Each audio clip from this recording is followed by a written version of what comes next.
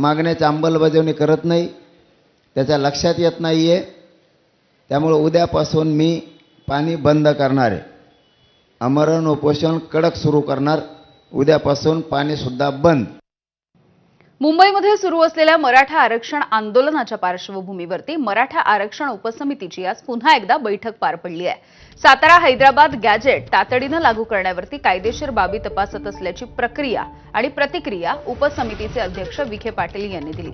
या सर्व बाबींवरती आज संध्याकाळी 5 वाजता चर्चा करणार असल्याची माहिती सुद्धा विखे पाटील यांनी दिलेली आहे.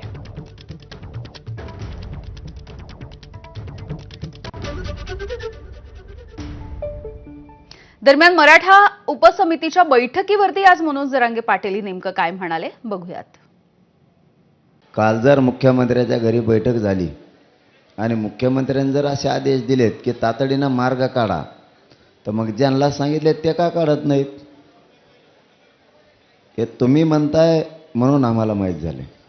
त्यांनी जर उपसमितीला मंत्रिमंडळाच्या त्यांना जर सांगितलं की रात्रीच की तुम्ही तातडीनं हा मार्ग काढा, तर हे का काढत नाहीत? आत्ता बैठक सुरू असते. हे बैठका यांच्या हमेशा सुरू असतात. हे लई भंगार येते नुसत्या बैठका. मार्ग काढून लोकांचे मन जिंकायचे हे गरिबाचे, ते सोडून देते.